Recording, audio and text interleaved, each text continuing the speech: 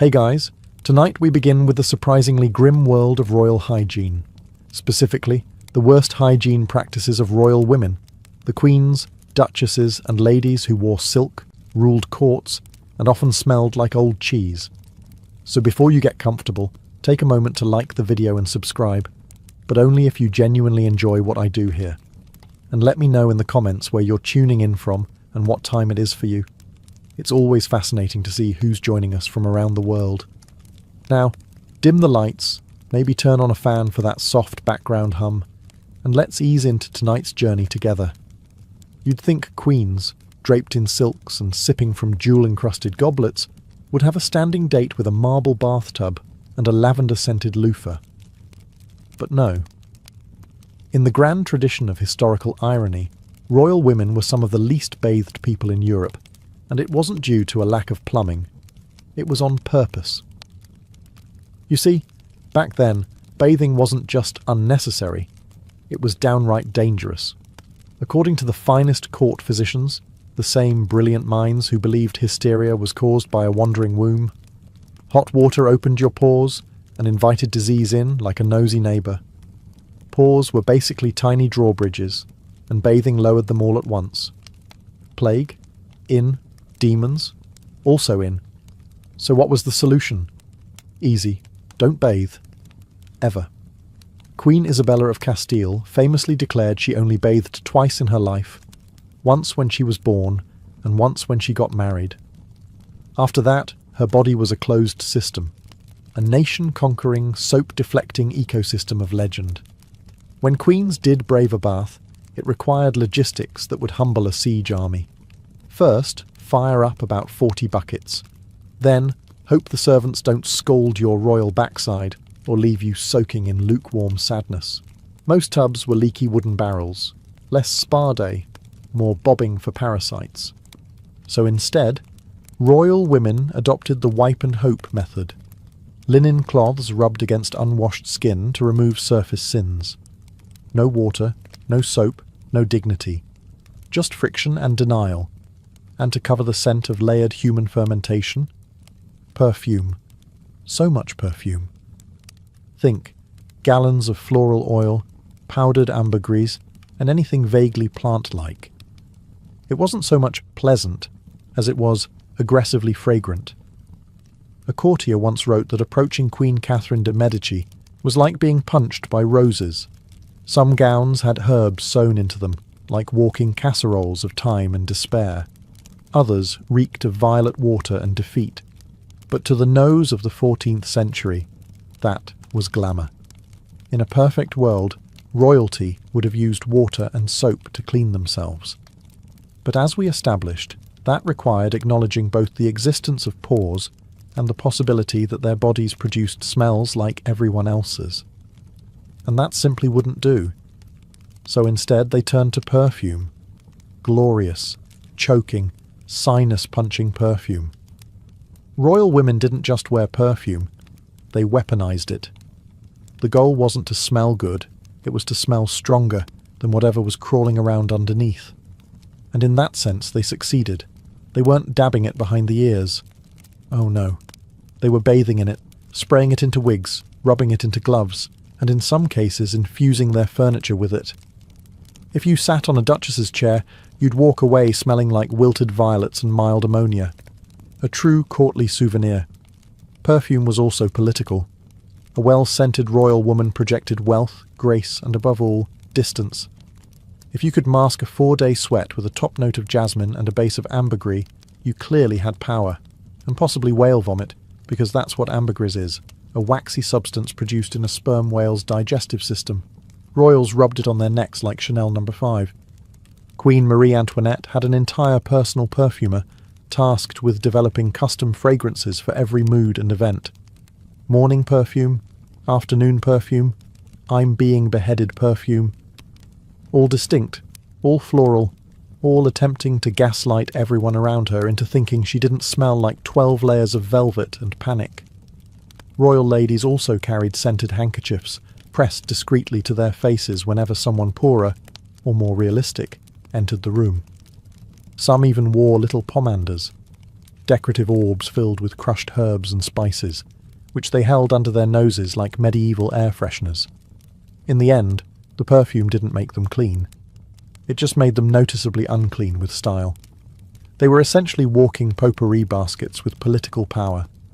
Royal women wore some of the most extravagant clothing in history. Velvet, silk, brocade, fur. Layered skirts that could double as makeshift tents. Embroidered bodices tight enough to cause spiritual awakenings. But one crucial thing separated their outfits from modern couture. These dresses were almost never washed. Laundry, to the average royal lady, was something whispered about in servant quarters, a sort of dark, mysterious ritual involving water, fire, and possibly witchcraft. The truth was, most royal garments were far too expensive, delicate, and elaborately constructed to risk being scrubbed, soaked, or even slightly dampened. Instead, dresses were aired out. That's right, hung near a window for a few hours and called fresh. If a court gown had hosted a week of banquets, a christening, and mild trench foot, no problem. Just drape it near a breeze and hope the perfume kicks in before the bacteria do. And we're not talking about just outerwear. These were full outfits, with layers upon layers, chemise, petticoats, stays, corsets, gowns, trains, all of which absorbed a rotating mixture of sweat, body oils, food spills, and powdered wig fallout. If that dress could talk, it would beg to be burned. In some courts, undergarments were slightly more washable, but only slightly. Linen chemises were worn next to the skin and sometimes got a rinse. But when washing meant boiling clothes in lye and beating them with wooden paddles, most queens preferred the ignore and spritz approach. Even more charmingly, dresses were often shared. Not among equals, of course, that would be peasantry, but among ladies in waiting and younger nobles. Hand-me-down, in royal terms, meant someone else's dried sweat and perfume crusted into taffeta. To maintain appearances, many queens had dozens, even hundreds of gowns, not so they could rotate them for hygiene, but so no one saw them in the same outfit twice. It was about fashion, not freshness. Cleanliness was optional, being seen as poor, unthinkable. By the 17th and 18th centuries, European royal courts had collectively decided that growing one's own hair was for peasants and monks. Instead, wigs became the height of royal fashion. The bigger, whiter, and more structurally ambitious, the better. For royal women, this wasn't just about hiding thinning hair or grey strands. It was about declaring social superiority through the medium of detachable head furniture. Some of these wigs stood over a foot tall, powdered to a ghostly pallor, using flour or starch, then decorated with bows, feathers, artificial flowers, and, in extreme cases, miniature ships complete with sails. Yes, there were women out there walking around with naval battles happening on their heads. And you thought your hair mousse was excessive? Now here's the unwashed truth. Wigs were rarely, if ever, cleaned. You couldn't just shampoo and go. These things were glued, sewn, or pinned on, and the idea of dismantling them regularly was about as appealing as bathing. Instead, the wigs were simply dusted with powder and left to marinate. Enter the lice. These lush, flower-covered nests provided 5-star accommodations for head lice. The warm base, organic powder, and general lack of disturbance made it paradise for any insect with ambition. Queens and duchesses weren't oblivious to this. They just had tools. Enter the louse stick, a long, thin, bejewelled rod used to gracefully scratch one's scalp in public while pretending to be deep in thought. If that sounds grim, it gets better. Rodents sometimes joined the party. Mice were drawn to the powdered wigs, possibly mistaking them for pastry or nesting material. And there are recorded cases of ladies waking up to discover their hairpiece had been gnawed overnight. This led to the invention of wig cages, small wire enclosures placed around the head while sleeping, presumably next to a candle and one's sense of dignity. And yet, these towering disasters were considered beautiful, a symbol of wealth, cleanliness, ironically, and fashion. The more powder you wore, the less your enemies could see you sweat. So the next time your conditioner disappoints you, be thankful. At least your hair doesn't require scaffolding, rodent traps, or a separate storage room. And if it does, congratulations, Your Majesty. Every royal court had its symbols of power: crowns, sceptres, thrones, and for many noblewomen, a long, fancy stick for scratching lice out of their powdered scalps. These weren't your average twigs from the garden. They were called louse sticks, elegant, ivory or gold-plated tools with dainty handles and disturbingly specific utility. Wielded like a wand, they allowed queens and countesses to casually excavate their heads in public, all while maintaining perfect posture and pretending nothing was wrong. Of course, something was very wrong. When your towering wig is basically a baguette with feathers, filled with starch and dreams, you're going to have visitors. And when those visitors start biting, you can't just scream and slap your head like a peasant. You gently scratch, with grace, and hope no one notices the look of pure, unfiltered relief on your face. Court etiquette didn't stop at which fork to use. It also dictated how one should dig for lice. There were rules. Too aggressive, and you looked uncouth. Too delicate, and you risked missing the target entirely. The ideal technique was a slow, almost thoughtful motion, like you were pondering the fate of the kingdom, not trying to skewer an insect crawling behind your ear.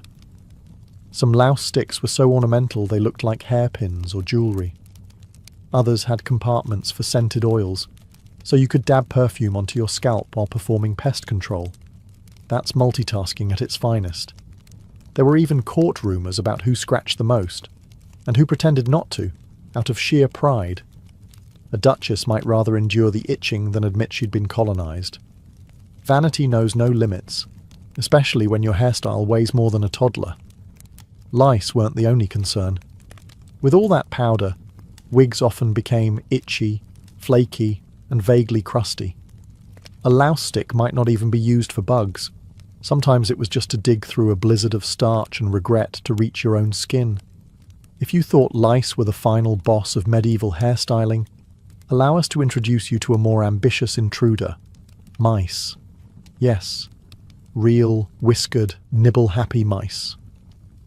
You see, royal wigs, especially in the 18th century, were often so voluminous, so thoroughly dusted in flour and animal fat, and so frequently ignored by water and logic, that they became ideal nesting sites. Think about it. Warm, stationary, rich in edible starches. From a rodent's perspective, it was Airbnb perfection. These wigs weren't just hairpieces, they were architectural undertakings. Picture 3 feet of padded horsehair, wood framing, wire supports, and powdered pastry. Place that on your head, sleep in it, don't wash it, add a little ambient cheese nearby. You've basically put up a glowing vacancy sign for small mammals.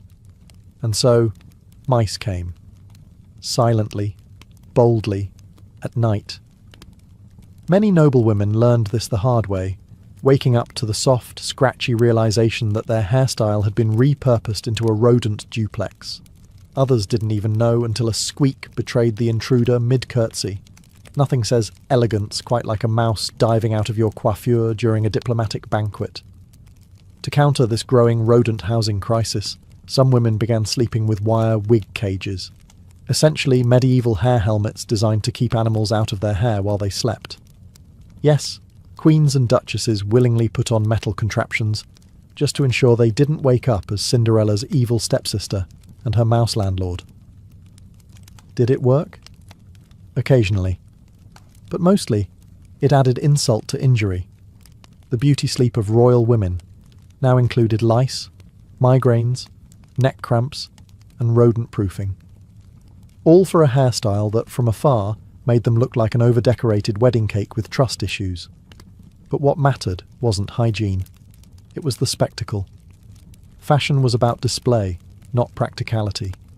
A towering wig, even one harbouring a small ecosystem, still signalled wealth, status, and glorious detachment from the struggles of the human body.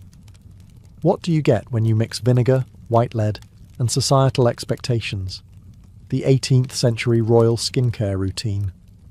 Royal women were obsessed with achieving the porcelain look, pale, smooth, and glowing with the freshness of someone who hadn't seen sunlight or criticism in a decade. The ideal complexion wasn't just about beauty, it signaled wealth, nobility, and the fact that you didn't have to work outside or acknowledge the peasants. Unfortunately, Mother Nature rarely handed out naturally poreless, moon-pale skin. So royal women turned to a little home chemistry, and by home, we mean arsenal. The most infamous product was called Venetian ceruse, a paste made from white lead and vinegar. Applied generously to the face, neck and chest, it provided a flawless finish and slowly destroyed everything underneath. Skin peeled, sores developed, hair fell out. But for a brief, glimmering moment, they looked stunning in candlelight. Side effects were brushed off as sensitivity or delicate constitution. Never mind that many women developed lead poisoning, lost their teeth, or ended up looking like a melting candle. The important thing was that they appeared ethereal while doing it. Makeup wasn't applied subtly either. This wasn't no makeup makeup. This was layer until your pores surrender. Thick white base, bright red cheeks made from mercury-based rouge, and a beauty mark, sometimes to cover a festering sore caused by yesterday's beauty mark. And let's talk about those beauty marks, or mouches, as they were fashionably called. Made of velvet, silk, or mouse fur. Yes, real mouse fur, because apparently they weren't done with mice yet. These little patches were glued on strategically. One near the mouth said, flirtatious. Near the eye meant passionate. On the chin, poisoned but still photogenic. Eventually, skin damage became so bad that women applied even more ceruse to cover it, leading to a delightful cycle of decay and denial. So the next time your concealer creases or you're found, if eyes are the windows to the soul, then royal mouths were often trapdoors to despair. Despite the palaces, pearls and powdered faces, the dental health of royal women was, how shall we put this gently, a medieval horror show with jewels on top. Sugar had arrived in Europe and was quickly embraced by the nobility, not as a treat, but as a personality trait. And royal women, eager to show off their refined taste and perhaps drown their sorrows in marzipan, consumed sugar like it was a vitamin. The result? Teeth that staged revolts. Rot, abscesses and blackened molars were not uncommon, but instead of flossing, which hadn't been invented, and even if it had, would have been seen as suspiciously hygienic, royal ladies simply stopped using their teeth. Meals were mashed, stewed, or turned into mush. If you couldn't eat it with a spoon or drink it through a grimace, it wasn't worth chewing. Queen Elizabeth I of England, famed for her dazzling court and terrifying intellect, reportedly had such decayed teeth in her later years that foreign diplomats complained they couldn't understand her speech. When your smile has the acoustics of a broken piano, diplomacy becomes interpretive dance. To hide the damage, women kept their mouths mostly closed in portraits and practice. Smiling with teeth was considered crude anyway. That was for tavern wenches and toddlers. A royal woman's best accessory was mystery. And if that mystery smelled faintly of clove oil and necrosis, so be it. To combat the decay, without, brushing, some royal women rinsed with honey wine, chewed herbs, or stuck cloves in their mouths like fragrant molars. Others used early tooth powders, mixtures of crushed bones, oyster shells and cinnamon, which, shockingly, did not reverse cavities. If a tooth had to be removed, it was done without anaesthetic, and often by the local barber, because apparently cutting hair and ripping molars were neighbouring skill sets. You might assume that royal women of the past wore elaborate undergarments beneath their silks and velvets, corsets, petticoats, maybe something resembling underwear. You would, of course, be wrong, because for much of history, royal women wore absolutely nothing under all those layers. Yes, beneath the brocade, the lace, and the 12-pound beaded gown, it was often just a draught and a prayer.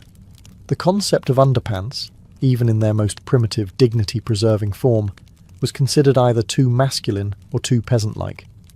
Breeches were for men, undershorts were for field workers. A noblewoman. She was expected to be so elevated, so ethereal, that her lower half presumably existed only in theory. Now, to be fair, many women did wear a linen shift or chemise, a basic smock that served as a kind of washable barrier between their skin and all the unwashed finery. But under that, no drawers, no knickers, just the breeze of divine right and perhaps a hint of rosewater. This created a number of royal inconveniences, especially when nature called. Imagine trying to delicately hover over a chamber pot while balancing a 30-pound gown, corset, panniers, and zero elastic support. The process was a logistical performance, usually requiring a maid, a prayer, and excellent thigh strength. Enter the bordaloo, a small, gravy boat-shaped urinal made for noblewomen to use discreetly under their skirts during long carriage rides or tedious audiences, because nothing says graceful diplomacy like peeing in porcelain while discussing succession laws. Even when underpants did start appearing in aristocratic wardrobes, late 18th century and beyond, they were often viewed as suspiciously French, scandalously practical, or simply unnecessary for a woman of breeding. Modesty, it turns out, had its limits, especially when weighed against 14 layers of embroidered silk and ceremonial duty. Royal fashion was designed to dazzle, to awe, to intimidate, and ideally, to squeeze the wearer within an inch of her life. But somewhere between the embroidered corsets and fur-lined gowns, many royal women discovered an unadvertised feature of luxury clothing: violent allergic reactions. The materials that screamed nobility also whispered itchy death trap. Silk was nice, sure, but it was often treated with mercury, arsenic, or toxic dyes to achieve those luscious blues and blood-rich crimsons. Lace came from questionable sources, stiffened with wax or even lead-based starch. And fur? Well, fur looked great until it started molting inside your sleeves mid-banquet, triggering sneezes, rashes, and the occasional existential crisis. But none of this mattered to the royal tailor. The goal wasn't comfort, it was silhouette, symbolism, and whether the Pope would faint from how expensive you looked.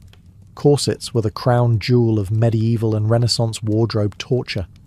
Made from whalebone, wood, and occasionally straight-up metal, these stiff marvels compressed the torso into fashionable submission. But they also cut into the skin, triggered eczema, and made deep breathing a nostalgic memory. Let's not forget the jewellery, because nothing says elegance like a necklace that gives you hives. Royal women draped themselves in pearls, rubies, and gold-plated copper. Copper, it turns out, can turn your skin green, but that's fine as long as it matched your dress. Then came the layers. Oh, the glorious, unbreathable layers. Winter, you boiled. Summer, you marinated. No ventilation, no moisture-wicking fabric. Just you, 6 petticoats, and the distant sound of your skin breaking out in hives. And because some outfits were stitched onto the body, literally sewn into place, if you started swelling, blistering, or reacting mid-process, your options were smile through the burning, blame it on the peasants. Develop a reputation for being sensitive, which in court terms meant you still had nerve endings. So while peasants worried about famine, disease, and taxes, royal women were out here trying to survive a murderous blouse made of beetle dye and whale cartilage. Fashion kills, they say. Royal fashion just did it with pearls and perfect posture.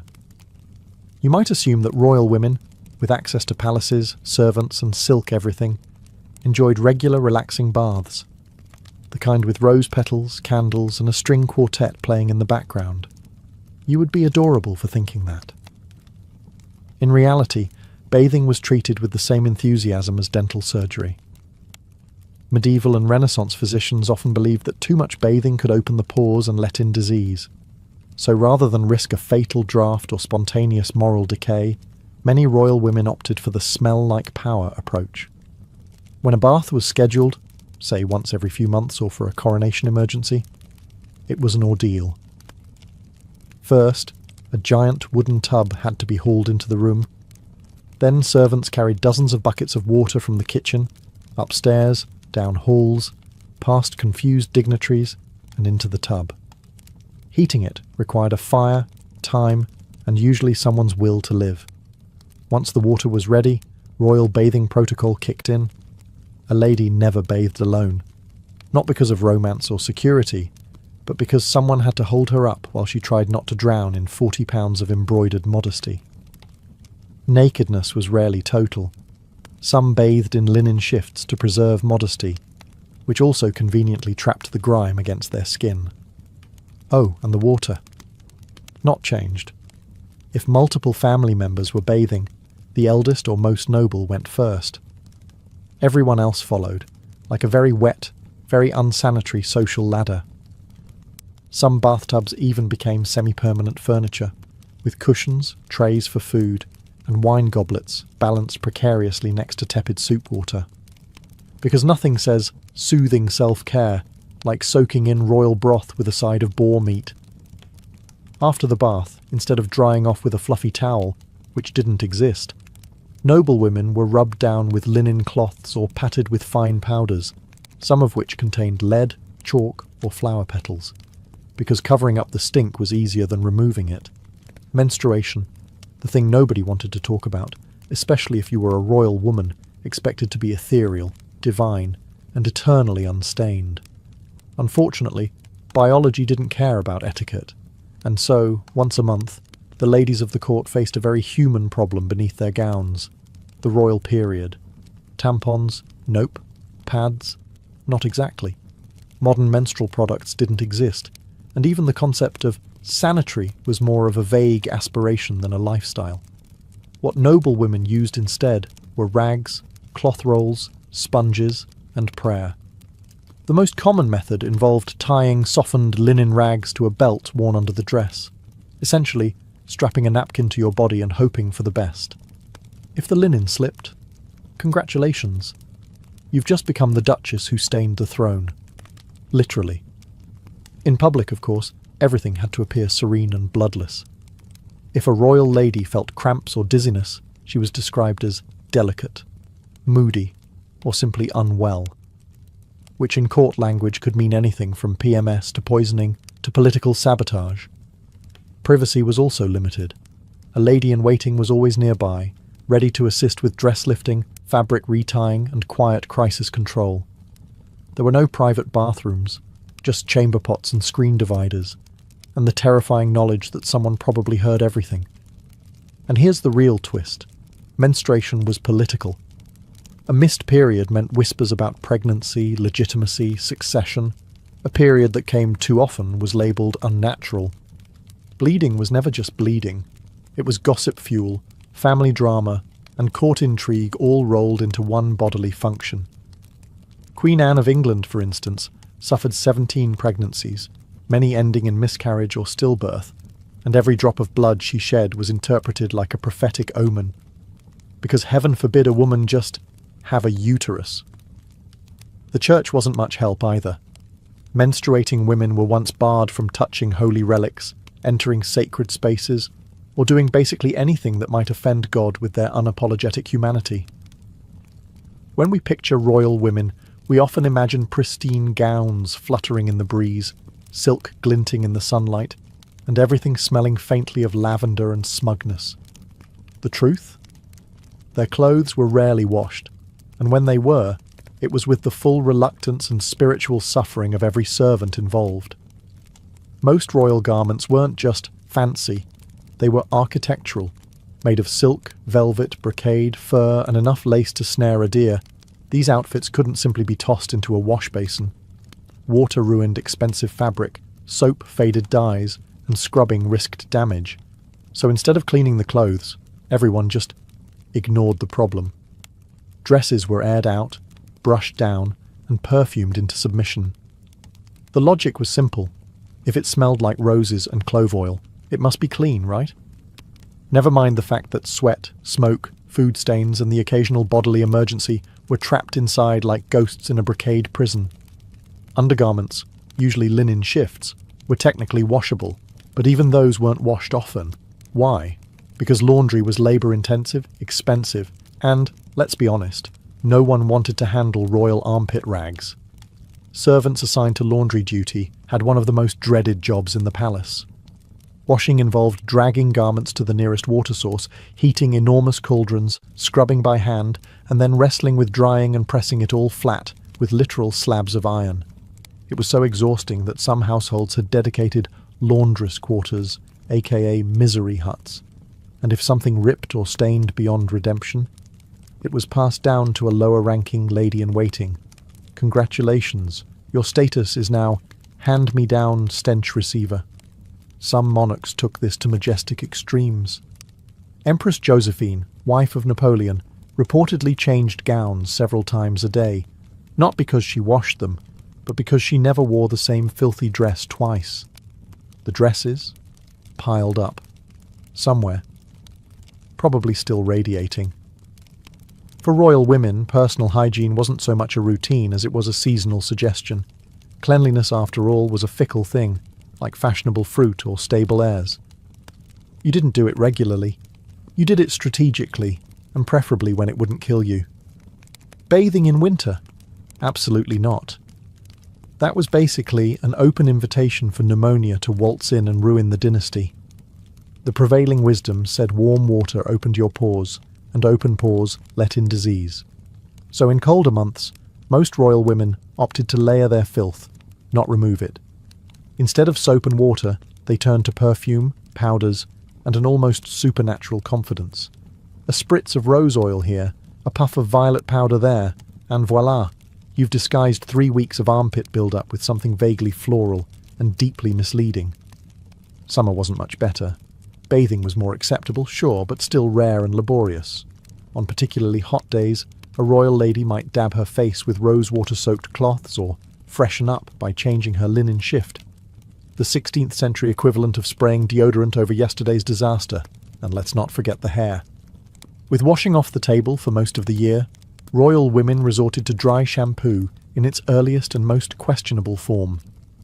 Powdered starch mixed with perfume and hope.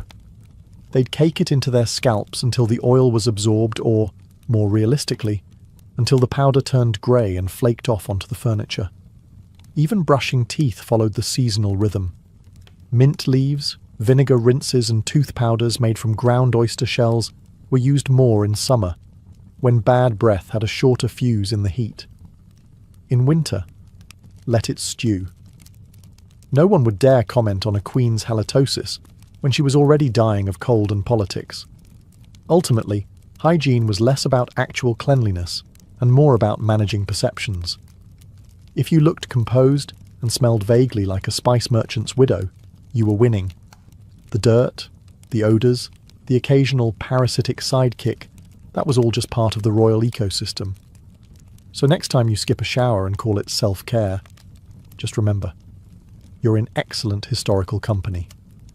By the end of a royal woman's hygiene cycle, and we use cycle generously, what you had was a person draped in gold, lace, and at least 3 layers of floral panic. When you couldn't clean yourself and bathing was a once-a-season flirtation with death, you did the next best thing. You weaponized perfume. Perfume wasn't a luxury. It was a defensive measure. Much like powdered wigs or inherited titles, it served to hide the truth beneath a layer of powdered denial. Every royal woman had her signature scent, but not in the "this reminds me of spring" way. No, this was survival. This was, "I've not bathed since Michaelmas but still need to host an ambassador." Scents came in oils, tinctures, pomanders, and scented gloves. Rosewater, lavender, ambergris, violet, clove, and sometimes musk, which, fun fact, was literally scraped from the gland of a deer that regretted everything. The point wasn't to smell good. The point was to smell like money and mystery. And when it got especially dire, enter the vinaigrette necklace, a tiny, fashionable container that held a sponge soaked in vinegar or perfume. Women would clutch it, discreetly inhale, and pretend they weren't drowning in their own atmospheric soup. In crowded courts, this layering of scents created a chemical fog of passive-aggressive elegance. You'd walk into a ballroom and immediately get hit with 15 flavours of floral terror and exactly 0 evidence that anyone owned soap. Power, after all, didn't need to be clean. It needed to be presentable. A queen might reek beneath her satin, but if her perfume was strong enough, people would bow anyway. If her gloves smelled like imported spices, no one cared that her fingernails hadn't seen daylight in weeks. The perfumes were so strong that some guests fainted. Others just adjusted their expectations of nobility to include burnt nostrils and political nausea. So in the end, hygiene for royal women wasn't about health. It was about illusion. Power smelled like violets, cloves, and fear. And honestly, that was still an improvement over the alternative. In Edo, Japan, rice wasn't just a staple food, it was the heartbeat of the entire society. Imagine a world where your salary, status, and even your taxes were measured not in coins, but in bags of rice. That was life under the Tokugawa shogunate. A samurai's income was calculated in koku, enough rice to feed one man for a year. Even peasants at the very bottom of the social pyramid were considered valuable based on how much rice they could produce. But let's clear something up. When we say rice, we're not talking about a quick microwave bag or something you toss in a rice cooker. This was polished white rice, milled carefully to remove the husk, considered a luxury compared to the rough brown rice the poorer classes often had to eat. And it wasn't just eaten plain. Rice was shaped into balls, wrapped in seaweed, or served with pickled vegetables and dried fish. Onigiri, anyone? Yep, it's older than your favourite anime. For the wealthy, daimyos, court nobles, and the top-tier samurai, rice was paired with rich side dishes. Things like grilled eel, unagi, sweetened black beans, or even delicacies like sea bream and miso-marinated tofu. But for the average townsfolk or countryside labourer, a typical meal looked like a modest bowl of rice, miso soup, and a piece of pickled daikon radish, if they were lucky. However, rice wasn't only food, it had a spiritual weight. Offerings of rice were made to household gods and ancestors. Rice was consumed during religious festivals, weddings, and funerals. Even the act of eating it was infused with ritual. Don't stick your chopsticks upright in the rice bowl unless you want someone to think you're hosting a funeral. And here's a twist. Rice was so central to society that too much of it could make you sick. The rich who indulged exclusively in white rice often suffered from beriberi, a vitamin deficiency, while the poorer classes, who ate less refined rice and a more varied diet, often had better nutrition. If rice was the body of the Edo meal, miso soup was its soul. And no, this wasn't the watery stuff in a paper cup you get at sushi chains. In Edo, Japan, miso soup was a daily ritual, a culinary anchor that spanned all classes, from the dirt-caked peasant to the polished samurai sharpening his katana. At its core, miso soup is made from miso paste, which is fermented soybeans mashed into a salty, umami-rich sludge. Sounds glamorous, doesn't it? But miso was practically magical. It could last forever, adapt to any season, and nourish your gut before probiotics were even a thing. Edo housewives would make huge batches at home, tucking clay crocks of fermenting soybeans into dark corners, like edible treasure chests. But miso soup wasn't just soy water. The broth was built on dashi, a stock made from dried bonito flakes and kelp. This added layers of smoky, briny complexity that would make any modern chef cry tears of joy. Into this hot, aromatic broth went tofu cubes, sliced scallions, strips of wakame seaweed, and maybe a stray clam or two if you lived near the coast and weren't completely broke. And here's the kicker. There wasn't just one kind of miso. Different regions used different fermentation techniques. Red miso, aka miso, was strong and salty, while white miso, shiro miso, was sweeter and lighter.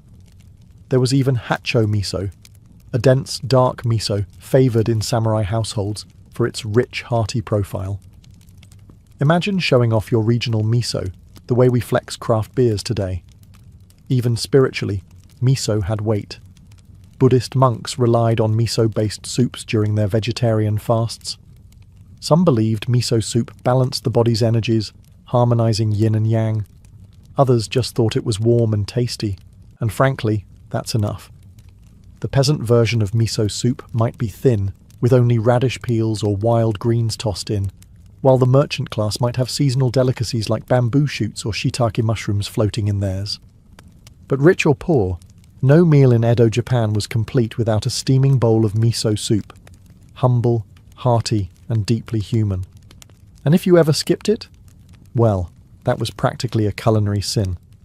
A day without miso was a day your ancestors probably frowned at you from the shrine.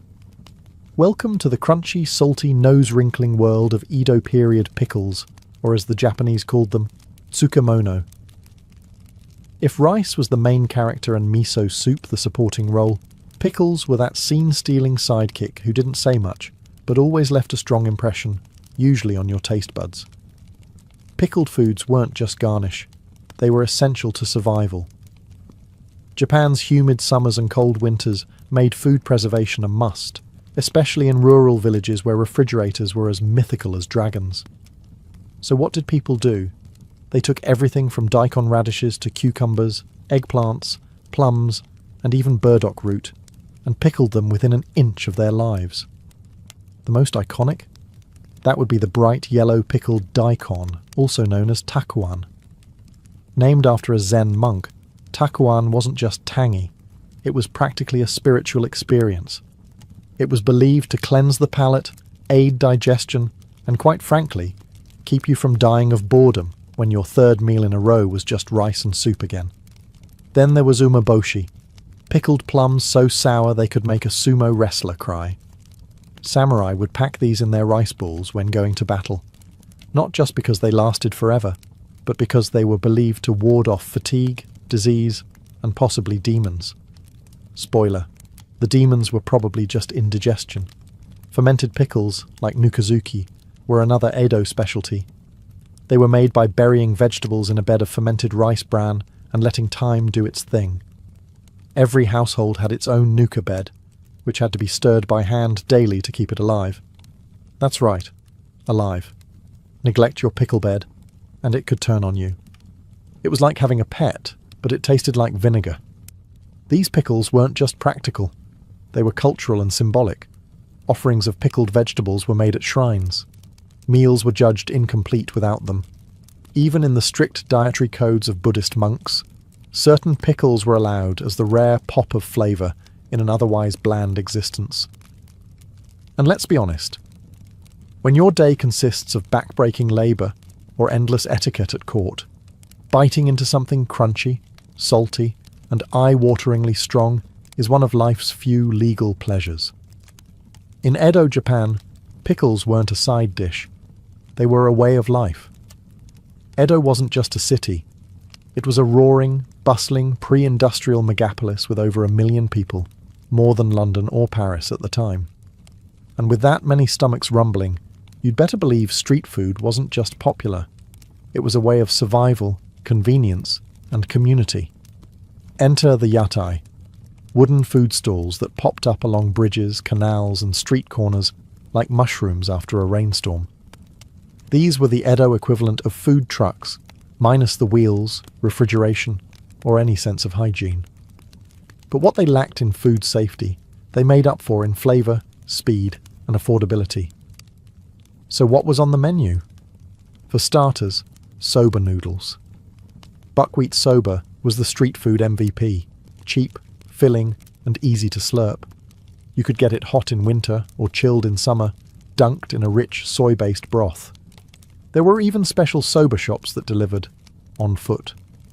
Couriers balanced stacked boxes of noodles on long shoulder poles, sprinting through narrow alleys like very hungry ninjas. Then came odon, a kind of simmered stew with boiled eggs, daikon radish, tofu, and konnyaku, served straight from a pot bubbling over charcoal. Customers would grab a quick skewer and stand there, steam rising into the crisp Edo air, warming both hands and belly. And who could forget grilled eel or unagi? Smoky, sweet, glazed with soy and mirin, it was considered a stamina booster, especially in the sweltering summer months. Wealthier commoners might splurge on a skewer or two, pretending, just for a moment, that they were as important as a minor daimyo. Oh, And for dessert, how about sweet potato candies, roasted chestnuts, or glutinous rice cakes dusted in soybean flour? Kids with a few coins and adults with a sweet tooth could always find something sticky and satisfying. Of course, this street food scene came with some class snobbery. Samurai were technically discouraged from eating while walking, as it was considered undignified. But that didn't stop more than a few from sneaking a quick bite of soba on their way to the next duel or poetry recital. Street food in Edo wasn't just fuel. It was fast, flavorful, and woven into the daily rhythm of the city. It was a place where the merchant, the monk, and the mud-caked labourer could all slurp side by side, united by hunger and the heavenly scent of sizzling soy. Samurai may have been warriors, poets, and bureaucrats, but let's be clear, they still had to eat. And while you might imagine them feasting on wild boar between battles, the truth is a little less cinematic. The Edo period samurai diet was a strange mix of discipline, austerity, and the occasional culinary flex. Let's start with the basics. Most samurai ate 2 meals a day, breakfast and dinner. Lunch was for the weak. Their meals typically featured, you guessed it, rice, miso soup, and pickled vegetables. Sound familiar? That's because the warrior elite didn't eat all that differently from the peasants, at least on ordinary days. However, they had access to higher quality ingredients. Their rice was polished, their miso was richer, and their pickles were the fancy, hand-massaged kind, not the buried it in a clay pot and hoped for the best variety. They also had side dishes that hinted at their elevated status: dried sea bream, grilled river fish, or tofu grilled with sesame sauce. But make no mistake, gluttony was frowned upon. Samurai were expected to be models of self-restraint, not lunchroom legends. Overeating was seen as unseemly, even dishonourable. A true warrior should be able to fight, ride, and compose haiku on an empty stomach. Still, there were exceptions. During banquets, weddings, or political gatherings, samurai tables could suddenly look like a pre-modern tasting menu. Platters of seasonal vegetables, nimono, simmered dishes, yakimono, grilled fish, and sweets made from bean paste or chestnut flour. But even then, presentation was everything. Meals were served in lacquerware, arranged with an eye for symmetry and colour. A samurai didn't just eat. He communed with his meal like it was a reluctant ally. One interesting twist: no red meat. The consumption of 4-legged animals was considered taboo, especially for the ruling classes. Samurai diets were heavily pescatarian: fish, shellfish, seaweed. If someone served you beef, they were either a foreigner or very, very bold. And tea, so much tea. A proper meal often ended with a quiet cup of green tea, as the samurai contemplated life, death, or maybe just whether the daikon had been pickled long enough. So, what did the samurai diet teach us? That even the toughest warriors needed their fibre. And that discipline didn't stop at the sword. It continued right onto the plate.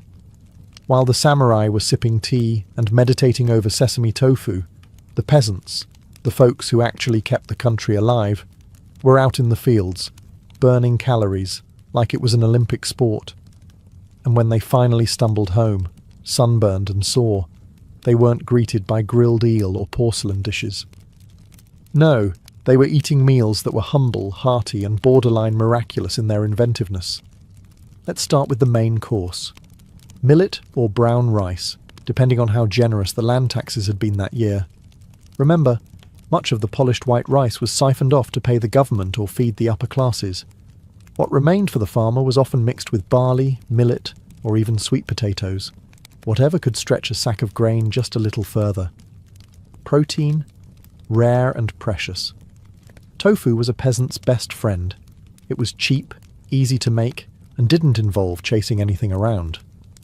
Occasionally, families added natto, fermented soybeans with the consistency of snot and the smell of revenge, but packed with nutrition. It was either a superfood or a dare, depending on your perspective. And then there were the greens. Wild mountain vegetables like ferns, burdock root, and mugwort were foraged and boiled into soups or stir-fried. Farming families often pickled their own radishes and cucumbers in earthen jars buried behind the house. If lucky, they might add a sliver of dried sardine or a dollop of miso for flavour. But here's where peasant cooking really shined. Resourcefulness. Nothing went to waste. That tough stem, boil it into soup. That stale rice, turn it into rice gruel or dry it into crackers. Ashes from the hearth were even used to preserve food or neutralise bitterness in certain wild plants. These weren't meals, they were edible survival manuals. Dessert? Don't be cute. If a farmer had a sweet tooth, he'd nibble on a roasted sweet potato, or, on a festival day, maybe enjoy a mochi ball offered at the shrine. For the other 360 days of the year, chewing slowly was your only indulgence. Despite their simplicity, these meals were surprisingly nutritionally balanced, fibrous, fermented, full of seasonal variety.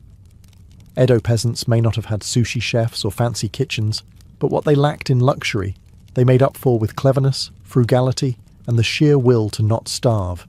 And honestly, that deserves a Michelin star in its own right. Now let's talk about the real party.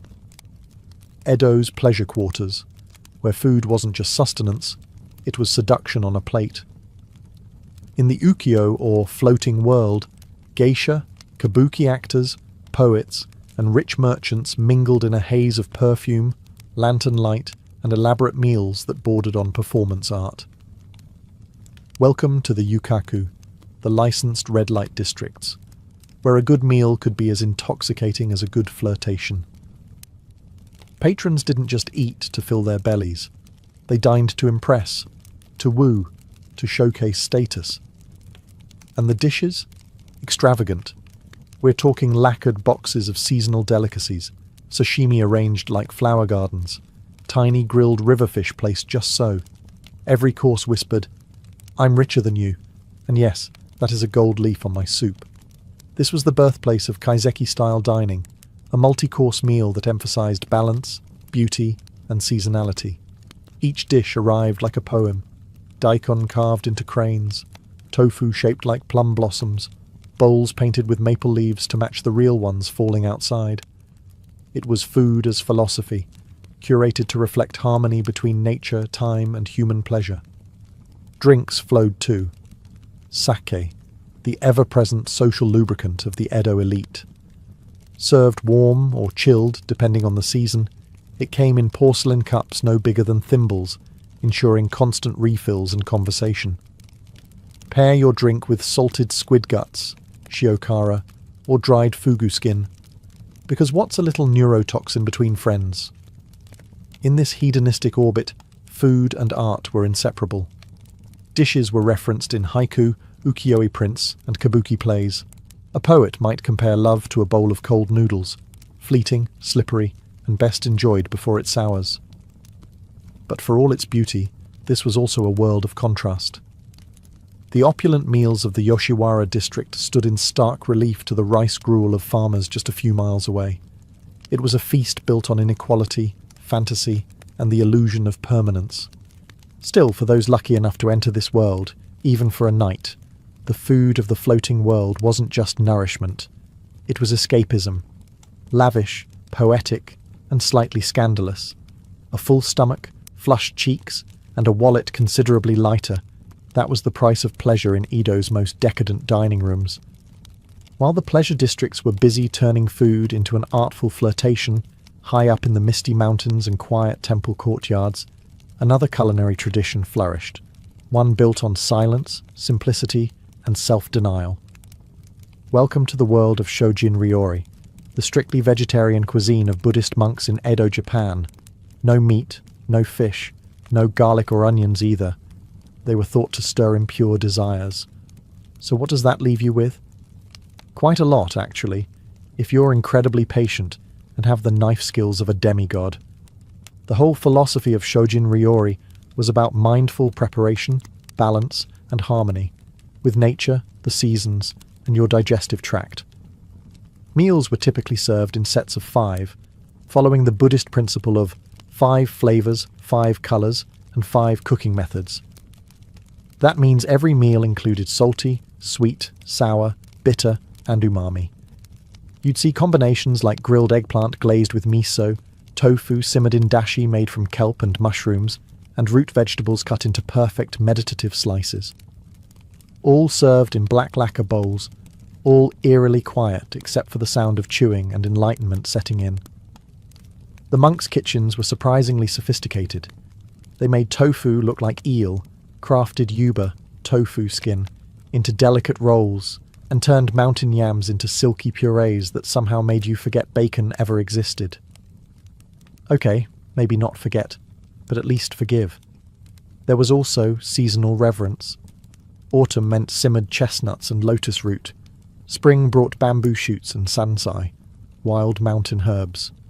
Food wasn't just seasonal, it was sacred. A way to connect with the world through what you chose to put in your bowl. Or more importantly, what you chose to leave out.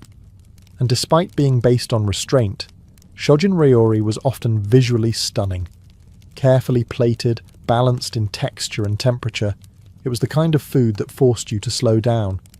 No gulping, no talking, no chasing the last pickle around with your chopsticks. Just stillness and soy. In a world where eating was often about class, performance, or survival, Buddhist cuisine offered a third way. Eat to live to reflect, and maybe reach enlightenment one pickled turnip at a time. It wasn't flashy, but it was profound, and remarkably tasty for something that didn't even allow garlic. If you asked an Edo period chef what their most important ingredient was, they probably wouldn't say soy sauce or miso, they'd say thyme. Because in Edo, Japan, food wasn't just eaten, it was observed, waited for, and deeply tied to the seasons. Forget spice racks or imported sauces. The real flavour came from knowing exactly when a bamboo shoot was sweetest, or when a persimmon would practically melt in your mouth. This wasn't about being fancy. It was about survival first, harmony second. Japan's climate offered 4 intense, distinct seasons, and every household, from samurai mansions to muddy farm huts, adapted their meals accordingly. You ate what grew when it grew, and how nature intended. And when something wasn't in season, tough luck. No tomatoes in January, no cucumbers in December. The land gave what it gave, and you said thank you. Spring meant fresh greens, fiddlehead ferns, young bamboo shoots, wild herbs, boiled gently and served with sesame sauce. Summer brought cooling dishes like chilled soba, pickled cucumbers, and water-heavy fruits like melons and peaches. Autumn was a parade of mushrooms, chestnuts, and grilled river fish. And winter? Simmered root vegetables, piping hot miso soups, and preserved daikon from the pickle jars you buried in October. Even food presentation mirrored the seasons. Plates were decorated with real maple leaves in fall, or cherry blossoms in spring. Dishes were chosen for colour contrast. Cool blue ceramics in summer, warm earth tones in winter. You didn't just taste the season. You saw it, felt it, and even heard it in the crunch of a roasted sweet potato on a frosty morning. This seasonal awareness wasn't just tradition, it was deeply spiritual. Shinto beliefs emphasized nature's cycles, and Buddhist principles promoted mindfulness. Eating with the seasons meant you weren't just a consumer, you were a participant in the rhythm of the world. Modern food culture, with its year-round strawberries and jet-lagged avocados, might seem more convenient. But Edo cuisine reminds us that there's something powerful in waiting, in anticipating the first plum of the season or the last bowl of new rice harvest. In Edo, Japan, food wasn't just something you put in your mouth. It was a calendar, a compass, and a quiet teacher, reminding you that everything in life, even a humble meal, has its perfect time. Forget what you've heard about ancient filth. If there's one thing Romans took more seriously than their military formations or their wine goblets, it was bathing. To be Roman was to be clean, or at least to look like it. And not just clean, but steamed, scraped, oiled and rinsed like a prized marble statue. Bathing wasn't a once-a-week affair. For many Romans, it was daily, sometimes even twice. You might think, How luxurious. And yes, it was. But it was also expected. Much like today's morning coffee, a trip to the thermae, the public bathhouse, was part of the routine. You woke up, did some business, maybe yelled at a slave, and then headed to the baths to sweat and socialise. These bathhouses weren't small. Some were massive complexes, the size of football stadiums, complete with gyms, libraries, snack bars, gardens, and mosaics that would put your bathroom tiles to shame. The baths of Caracalla? They could hold over 1,600 people at once.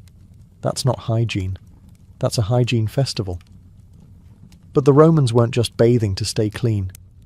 In fact, there's a fair argument that genuine cleanliness was a secondary benefit. The baths were a place to see and be seen. Senators, gladiators, merchants, and philosophers all stripped down and mingled. It was networking, gossip, and politics, all done in sandals and nothing else. And don't assume it was just the elite. Entry to the baths was usually cheap, even free on certain days. Poor citizens, freedmen, and slaves could all enjoy the steamy serenity. It was one of the rare spaces in Roman society that blurred class lines, if only temporarily. Though of course, if you showed up without oil or a proper strigil, the curved metal tool for scraping sweat and grime, you'd probably get side-eyed into oblivion. The real obsession, though, wasn't the water. It was the ritual. The sequence of heat, cold, and grooming performed like a religious rite. Start in the apoditerium, changing room, proceed to the tepidarium, warm room, sweat in the caldarium, hot room, shock your soul in the frigidarium, cold plunge, and emerge radiant, oiled, and maybe slightly smug. You might think a bathhouse is just a big tub of water. The Romans would disagree, loudly, and with blueprints.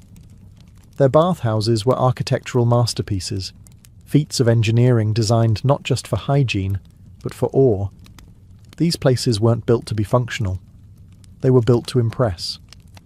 Let's start with the layout. A standard Roman bathhouse followed a logical progression.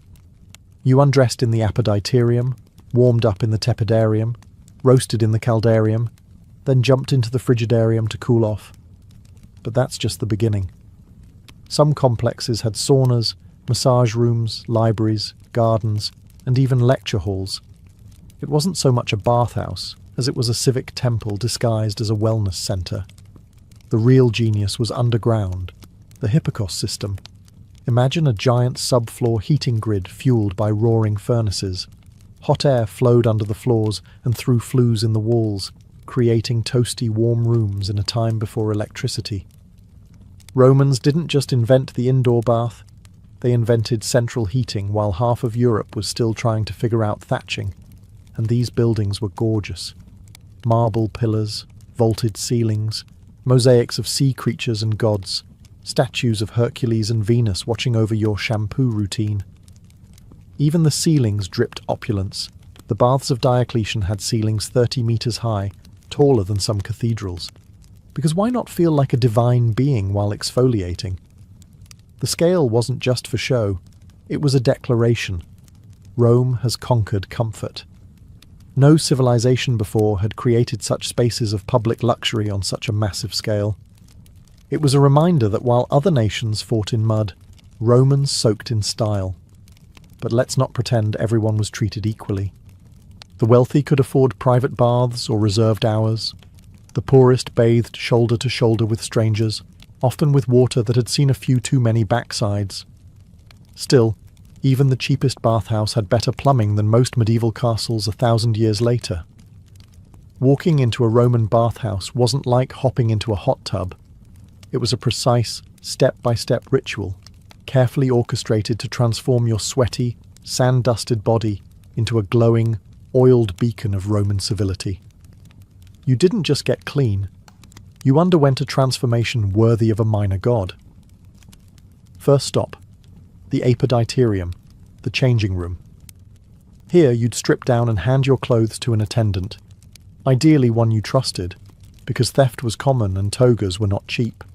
Wealthier bathers might even bring a slave whose only job was to watch their stuff. That's right. The Roman version of a locker room thief was alive and well. Next came the tepidarium, the warm room. This was the gentle introduction, a place to acclimate your body and start sweating. No hot plunge yet, just heated air, warm benches, and the first layer of gossip gently simmering around you. Then it was time to sweat like a gladiator in the caldarium, the hot room. This was the Roman sauna, steamy, sweltering, and fragrant with oils and perspiration. You'd sit, sweat, and maybe get a rub down with perfumed oil. But the real fun came when you were handed a strigil, a curved metal scraper used to remove oil, dirt, and dead skin. Picture exfoliating with a butter knife while chatting about the latest Senate scandal. And just when you were melting like a candle, bam! The frigidarium, the cold plunge. One shockingly icy pool to snap your senses back into place. This was the Roman version of an espresso shot. Painful, invigorating, and utterly addictive. Then came the finishing touches. Another oiling, maybe a light massage, and a towel off with something slightly more luxurious than burlap. You emerged not just clean, but reborn, ready to face the dusty streets of Rome once again. But let's be clear, this wasn't optional. For many Romans, especially the upper classes, the bathing ritual was as necessary as breakfast. Skipping the baths was like skipping your public duties, or worse, skipping your chance to eavesdrop on political rivals in the steam room. If you thought Roman baths were just for cleansing the body, think again. These steamy sanctuaries doubled as the empire's favourite rumour mill. The caldarium wasn't just a hot room. It was a hotbed of gossip, deals, political plotting, and shameless flirting. You went in to sweat and came out with dirt on everyone else. Everyone who was anyone bathed. Senators, merchants, philosophers, generals, and occasionally emperors themselves. And once those togas came off, so did the pretense. Rank melted away with the sweat. In the bathhouse, a toga didn't protect your reputation, and a title didn't keep you from being talked about, or worse, talked to. Conversations floated like steam through the air. Did you hear about Octavia's affair with her flute teacher? Is it true that Marcus was caught embezzling temple funds? Even military news and political rumours often circulated here before they reached the forum. Some people went to the baths just to eavesdrop. Others went to subtly leak information. Think of it as ancient Rome's Twitter, but warmer and more humid. And the flirting? Oh, it was rampant. These places were co-ed in the early empire, at least in some regions and time periods, though eventually gender segregation became more common. But even with divided hours, the bathhouse was one of the few places where you could admire more than just someone's rhetoric. All that bare skin, all that olive oil, all those low whispers. It's not hard to imagine why the tepidarium was sometimes steamier in spirit than in temperature. Some bathhouses even had their own reputations. Certain locations were known for being more, let's say, socially adventurous. If you were a respectable senator, you might choose your venue carefully.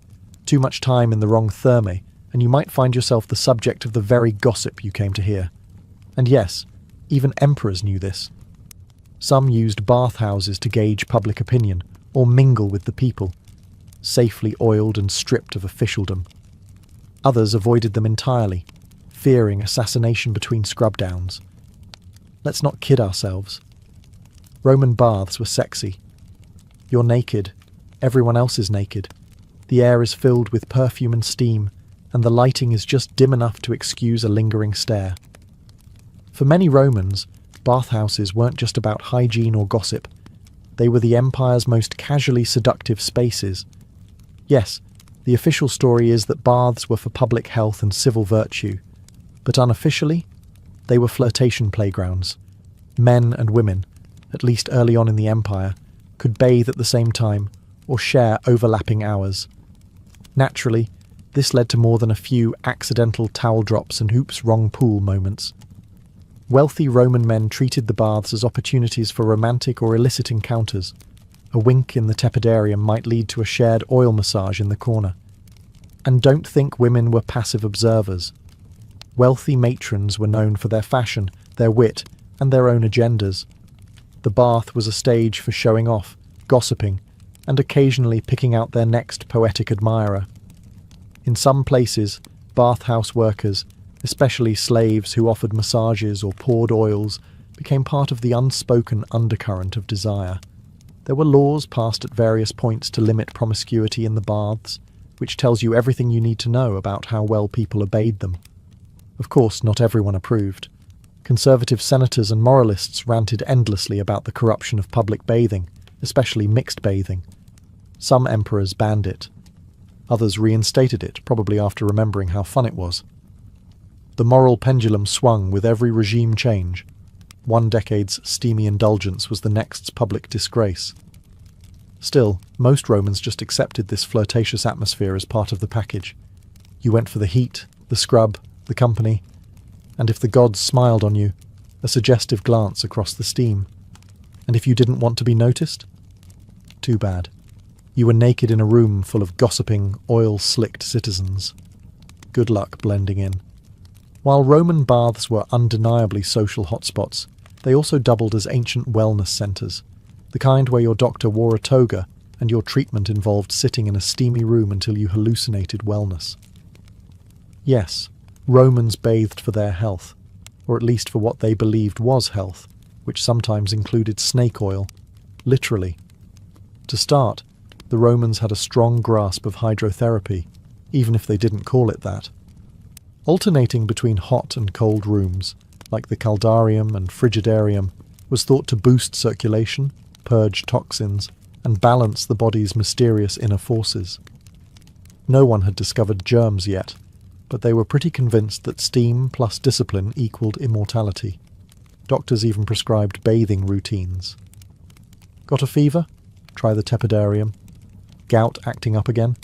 Soak in the caldarium, then rinse with cold water and hope the gods approve. Digestive troubles? Maybe a steam, a massage, and a light oiling would fix your bowels. It didn't always work, but it definitely made you feel like something was happening. Some baths, especially those near natural hot springs, had reputations as healing sites. The waters at Baiae, for example, were famous across the empire. People flocked there not just to relax, but to recover from battle wounds, arthritis, heartbreak, or political exile.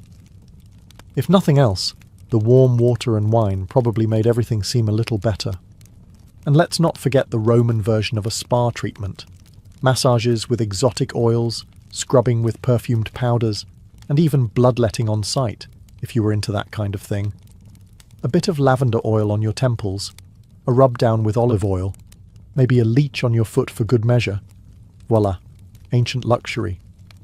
Of course, a lot of it was pseudoscience, especially by modern standards. Balancing the four humours, for example, was more guesswork than medicine. But considering the alternatives, like biting on a stick while your barber doctor bled you out, the baths were probably your best bet for staying healthy and sane. In the end, Roman baths were a kind of holistic therapy. Part doctor's office, part spa, part social club. You left feeling better not just because your pores were clean, but because your mind had been steamed, your ego stroked, and your enemies quietly judged in the sauna. If you think all the real power plays in Rome happened in the Senate, think again. Some of the empire's juiciest decisions and shadiest deals went down not under marble domes, but in sweaty, half-naked bathhouses, with steam fogging up the corners and senators whispering over cups of diluted wine. Baths were where lines blurred, status, power, and even protocol. Once you stripped off your toga, you stripped off your titles too. A governor could be sitting next to a baker, a general lounging beside a retired gladiator-turned-philosopher. And in that setting, everyone talked freely, which in Roman society meant everyone gossiped, bargained, and manoeuvred. Political alliances? Some of them were born right there in the tepidarium. A quiet word in a corridor, a knowing glance during an oil massage, a promise murmured over the splash of the frigidarium. It was all part of Rome's informal machinery of influence. You didn't need an official audience with a senator if you could catch him halfway through his grooming ritual. And emperors weren't above it either. Some, like Hadrian, were known to mingle in the baths with citizens, not out of humility, but as a power move, a way to appear accessible, wise, and ever watchful. Others sent spies disguised as common bathers to eavesdrop. If someone spoke ill of the emperor in the caldarium, there was always a chance the guy next to him was on payroll, and suddenly your next bath was in a dungeon. Patronage networks also thrived in the steam. A wealthy patron might offer legal help, a job, or even a villa recommendation, all during the hour-long scrub fest. Meanwhile, lower-class clients would flatter, praise, and make themselves useful. Bathhouses became the LinkedIn of the Roman world, just with less clothing and more olive oil. And like any political space, the bathhouses weren't always peaceful. Arguments flared, deals went sour. Sometimes even murders happened, though not often. It was considered very bad form to stab someone in a communal spa. Very rude. Ultimately, Roman bathhouses were far more than social clubs. They were informal arenas of influence, where reputations rose, fell, and occasionally got soaked and wrung out like a sponge. Politics didn't stop at the door. It simply got slippery. While the elites enjoyed marble columns and gilded mosaics, the ordinary Roman citizen, the baker, the soldier, the fishmonger who always smelled vaguely of anchovies, also had access to the baths. In fact, public bathing was one of the few luxuries that Rome extended across class lines. But let's not pretend it was equal. A plebeian's bath experience was very much a no-frills, bring-your-own-strigil affair. Most neighbourhoods had smaller, more modest bathhouses called balnei. These weren't as flashy as the massive imperial thermae, but they got the job done. Hot water, steam, cold plunge, maybe a slave to help with the oil. If you were lucky, you had access to a communal latrine nearby and a vendor selling stale bread or watered-down wine outside. Entrance fees were cheap, usually just a few quadrans, pocket change, and sometimes waived entirely on festival days. For the working class, this made the bathhouse not just a place to get clean, but a critical part of daily life. You'd swing by after work, rinse off the sweat and grime, and maybe spend an hour chatting with neighbours about the latest gladiator scandal or tax increase. Of course, things could get crowded. The popular hours saw bathhouses packed wall-to-wall with half-naked, sweaty people all shouting over each other. Hygiene was subjective. If the water wasn't changed recently, you might leave dirtier than when you came in, but with the warm glow of civic participation. Women too had access, though often with segregated hours or separate facilities. Roman moralists grumbled about mixed bathing, but working-class women didn't always have the luxury of strict propriety. Some bathed with children, some brought laundry, some just came to escape the endless demands of domestic labour and enjoy a moment of heat and peace. Even for slaves and the poorest free citizens, the baths were a brief equaliser. For half an hour, they could sit in the steam next to a centurion or a shopkeeper and share the same gossip, the same heat, the same communal sweat. Because in Rome, cleanliness wasn't next to godliness. It was next to relatability. Whether you lived in a tenement or a villa, the baths reminded everyone that even emperors had body odour. And that, for one steamy hour, we all soaked in the same empire. At their peak, Roman baths were the heartbeat of daily life, cleaning, connecting, and conspiring. But as the empire began to crumble, so too did the hot stones and humming pipes of the bathhouses. What was once a symbol of Roman civilization slowly turned into a ruin, with weeds growing where steam once rose. The decline began subtly. As the Western Roman Empire faced economic trouble, maintenance of public facilities, like roads, aqueducts, and yes, baths, became increasingly difficult. Bathhouses relied heavily on the aqueduct system, which required skilled workers, constant upkeep, and a government that wasn't falling apart. As these systems faltered, so did the steady flow of hot and cold water that kept Rome so relaxed and smugly clean. Then came the Christian emperors.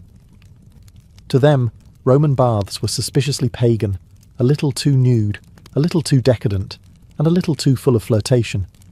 The steamy mingling of bodies didn't align well with rising Christian ideals of modesty and restraint.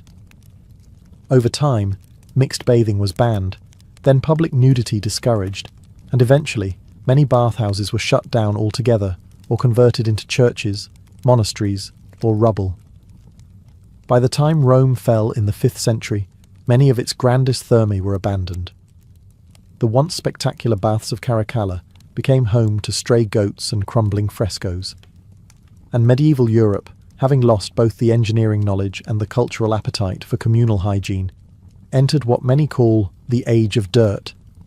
Bathing became suspect. Cleanliness was seen as vain. Soap, a luxury. Hot water, optional. But the Roman baths didn't vanish completely.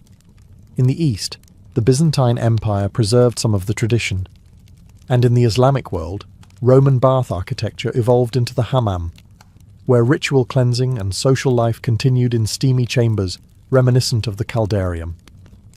Today, ruins of Roman baths still stand, silent but imposing, ghosts of steam-filled rooms that once echoed with laughter, debate, and maybe a scandal or two.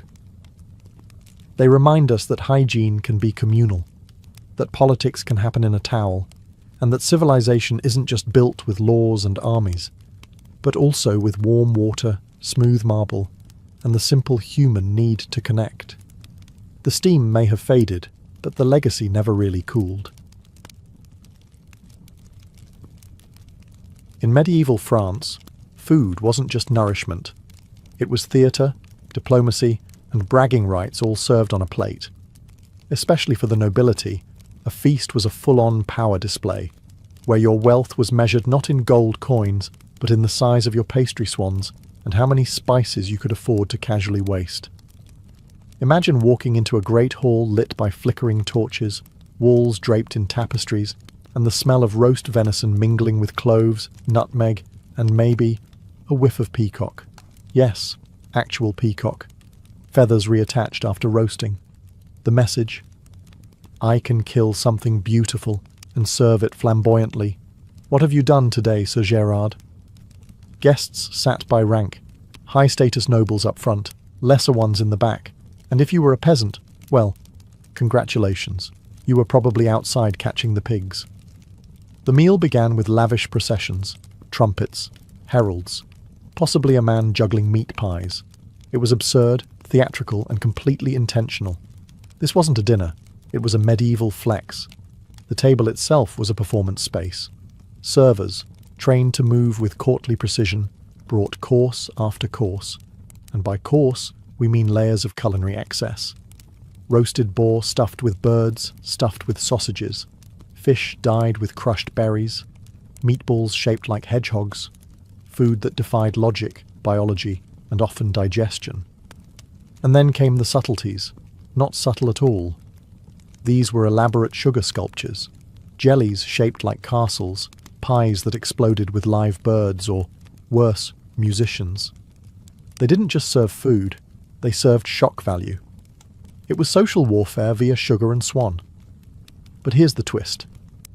While the nobility dined on gilded goose and wine-soaked everything, their trenchers, the slabs of stale bread used as plates, soaked up the grease and sauce.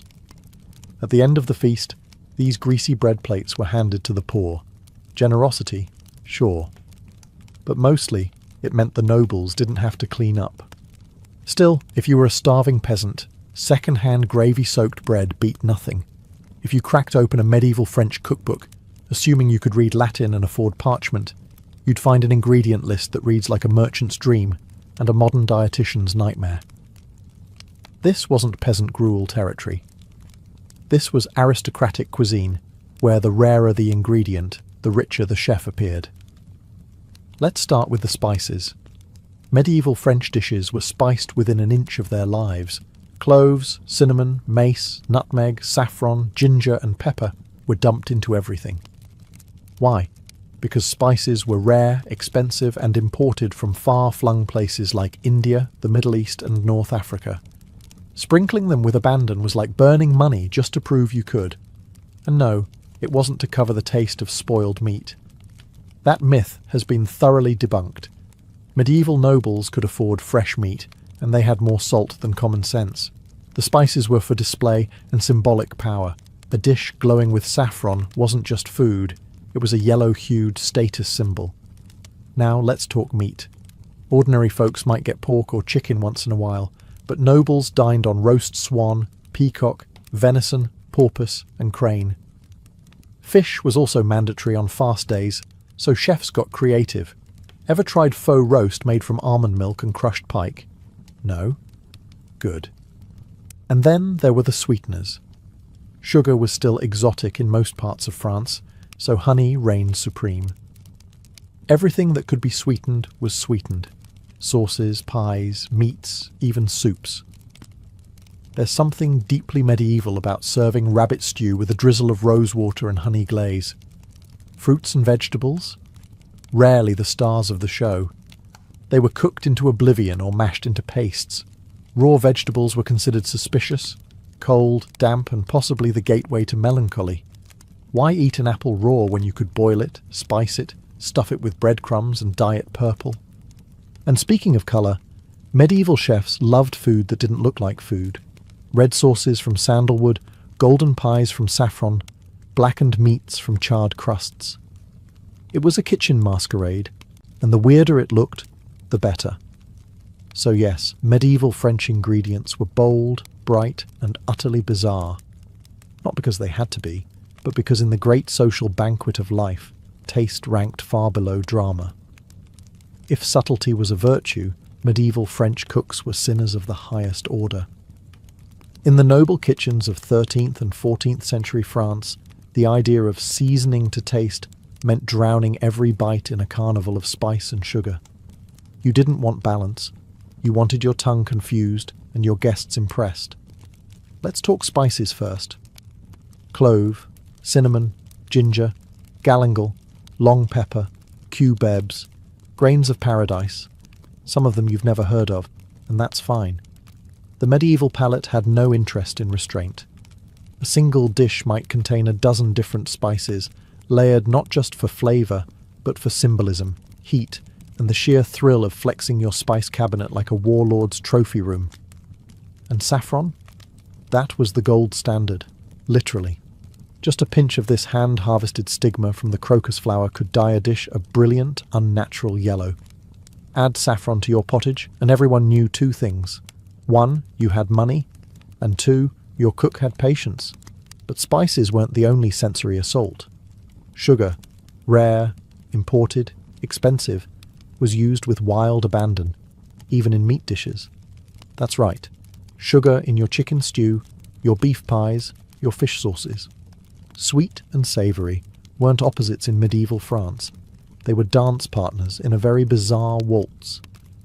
Entire feasts were constructed around this concept of culinary contradiction.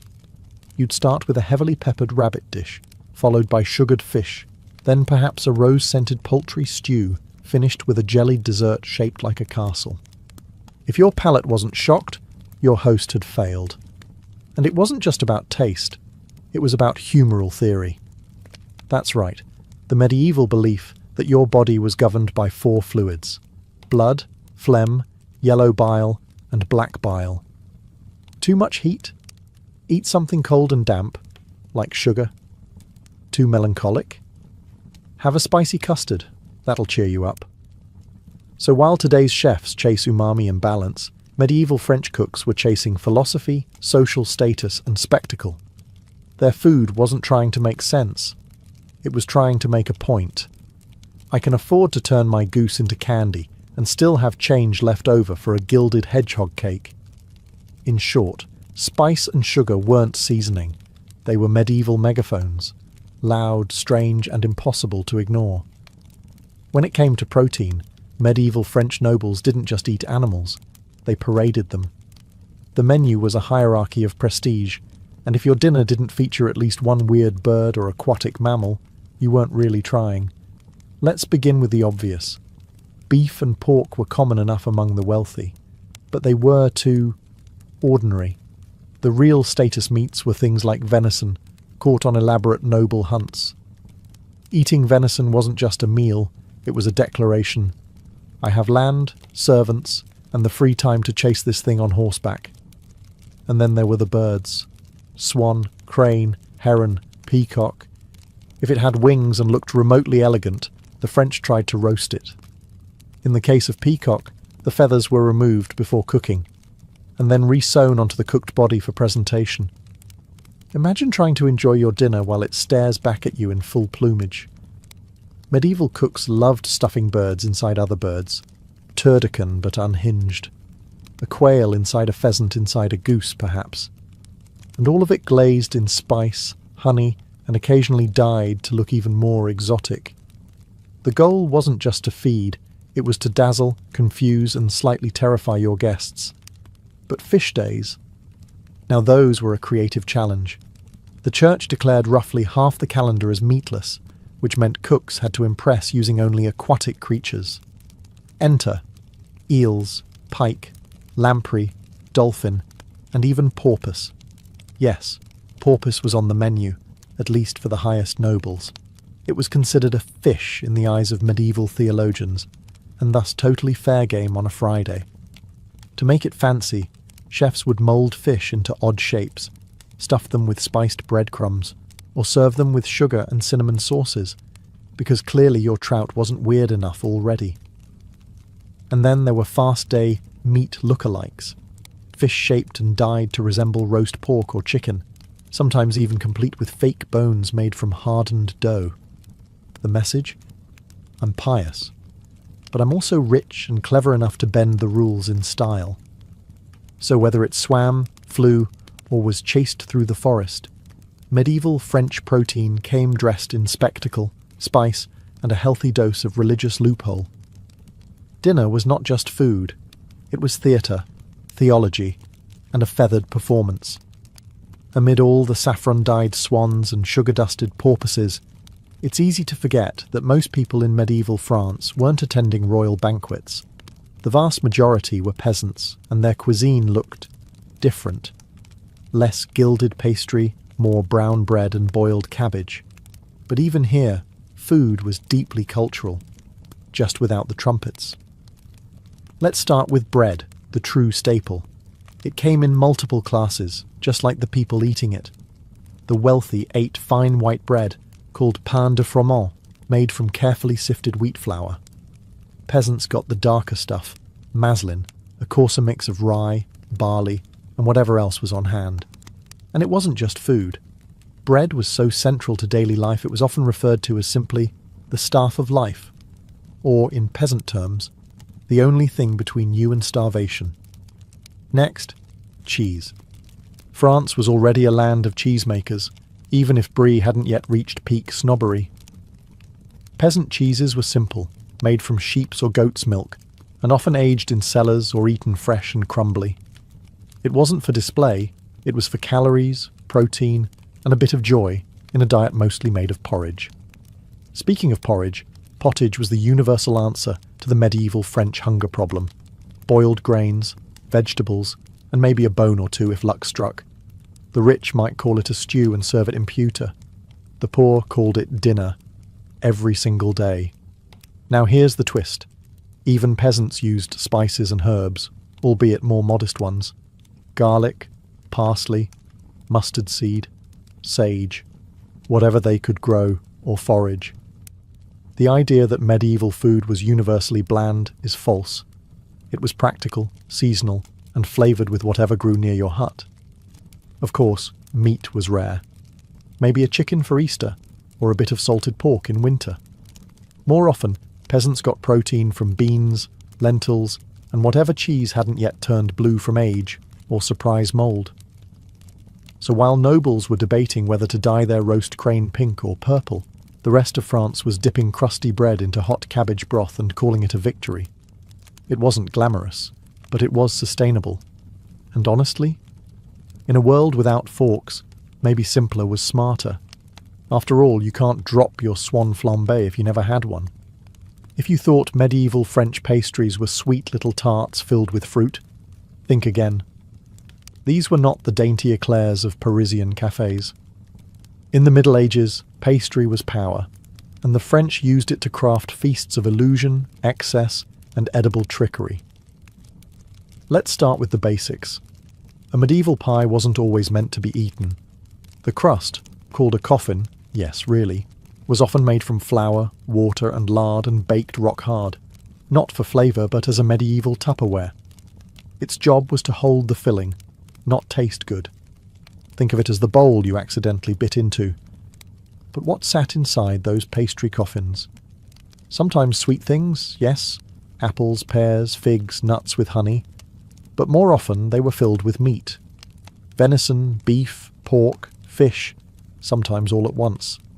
Picture a pie that bleeds gravy when cut open, revealing layers of roasted duck and eel beneath a golden crust. Then imagine someone has dyed it green for flair. And then there were the illusion pies. These were the Instagram stunts of the 14th century. Some were filled with live birds. Yes, just like the nursery rhyme. Cut it open and out flew a confused starling. Others held musicians, costumed actors, or symbolic objects baked into the centre.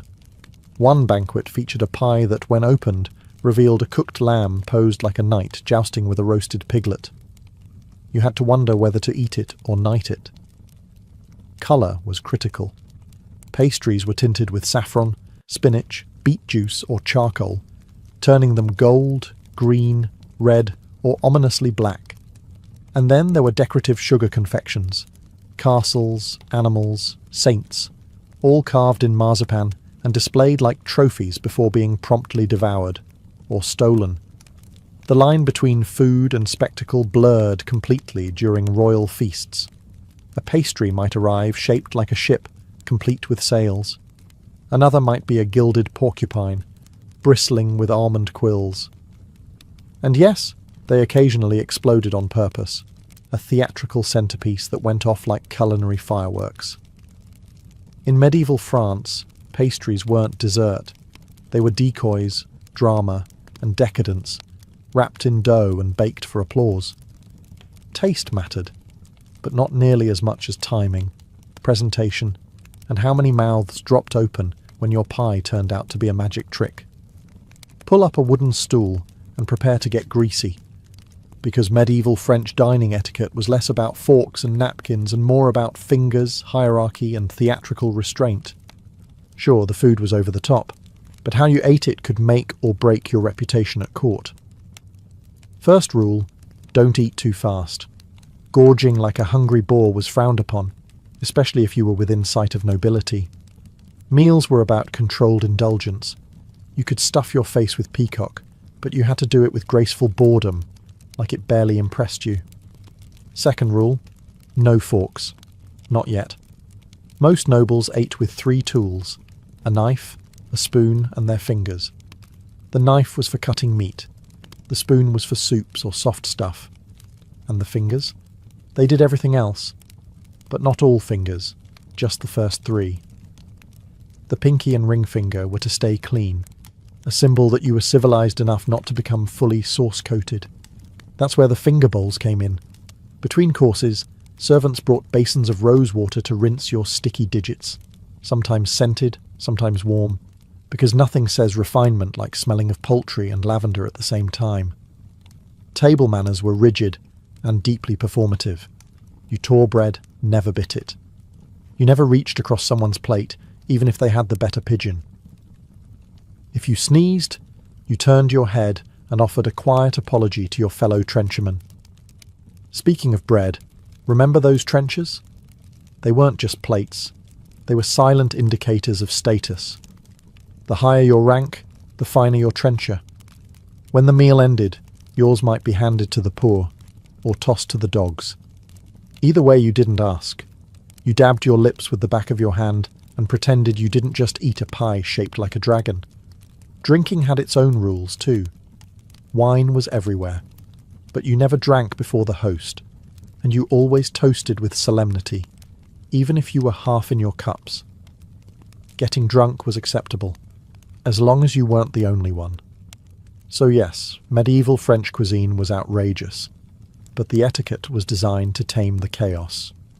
Behind every absurd dish was a rigid script, and every greasy finger was carefully wiped in a ritual that said, "I may eat like a king, but I behave like a courtier."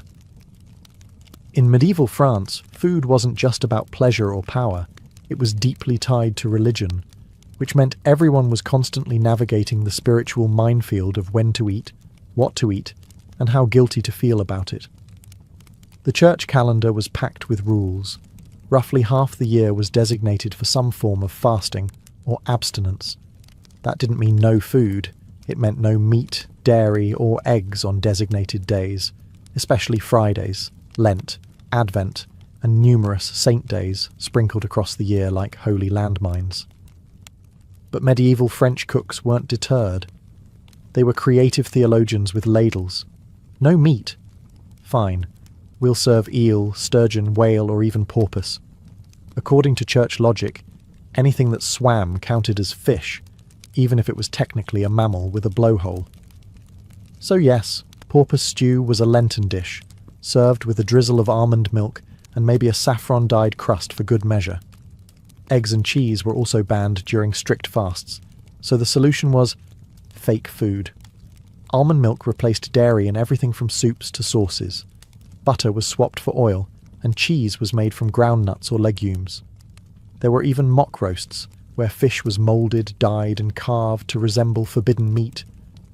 Culinary deception became a form of religious compliance, loopholed piety with a side of parsley. But when fasting was over, it was time for a feast of biblical proportions. Religious holidays, weddings, coronations, and saint feast days triggered enormous meals, sometimes lasting for days. Monasteries and noble courts alike would host lavish banquets to honour the occasion and make up for all the culinary self-denial with roast everything, sweetened everything, and drunk monks napping under tables. Even monasteries, places of austerity, often had excellent kitchens, fine wine cellars, and access to elaborate recipes. One monk's modest pottage was another's subtly spiced trout with stewed apples. God, after all, wasn't against flavour, just vanity and gluttony, which explains why so many medieval chefs got really good at making food that looked humble but tasted like sin. In medieval France, religion didn't cancel cuisine, it inspired it. Every restriction sparked innovation, every rule encouraged a workaround, and every fast eventually led to a glorious rule-bending feast. Because in the end, nothing sharpened a cook's creativity quite like holy limitations. Though the sugar-glazed porpoise and meat-stuffed peacock have long disappeared from the dinner table, the spirit of medieval French cuisine still echoes through modern culinary tradition, just with fewer feathers and significantly more restraint. Many of the elaborate techniques pioneered in medieval kitchens, sauces thickened with breadcrumbs, meats marinated in wine and vinegar, and the layering of sweet and savoury, laid the groundwork for classic French cooking. The flamboyant excess may have faded, but the obsession with presentation, texture, and complex flavours never really left the kitchen. Dishes like coq au vin or bœuf bourguignon, while rustic and hearty, reflect that same foundational idea. Meat should be tender, marinated, seasoned boldly, and slowly coaxed into something transcendent. The medieval passion for layering flavours, sweet, acidic, spicy, is still found in wine reductions, mustard-glazed meats, and fruit meat pairings. Even French patisserie owes a nod to medieval sugarcraft. The marzipan animals and architectural sugar sculptures of the 14th century evolved into modern pastry art, croquembouches, and those absurdly intricate chocolate showpieces you see on cooking competitions. The desire to shock and impress with dessert hasn't gone anywhere. It's just traded meat pies for mousse towers, and the French reverence for dining etiquette, courses, and ceremony. Pure medieval DNA. The idea of structured multi-course meals with carefully paired wines and formal seating started in noble great halls and was refined over centuries into the Michelin-starred rituals of today. Even the spice rack tells a story. While saffron and long pepper are no longer the main stars, herbs and spice blends, once symbols of elite access, are now staples in French provincial cooking, democratized and refined over time. But perhaps the greatest legacy is cultural. In medieval France, food wasn't just fuel, it was status, identity, and performance. And that idea, that food reflects who we are and what we value, still defines French cuisine today. Whether it's a rural picnic with goat cheese and wine, or a Parisian tasting menu with 15 courses and a spoon that costs more than your shoes, the meal is a message. So no, you won't find gilded hedgehog pies on the menu anymore. But the medieval kitchen lives on, in every French chef's precision, every flamboyant sugar sculpture, and every meal that's meant to be remembered long after the last bite.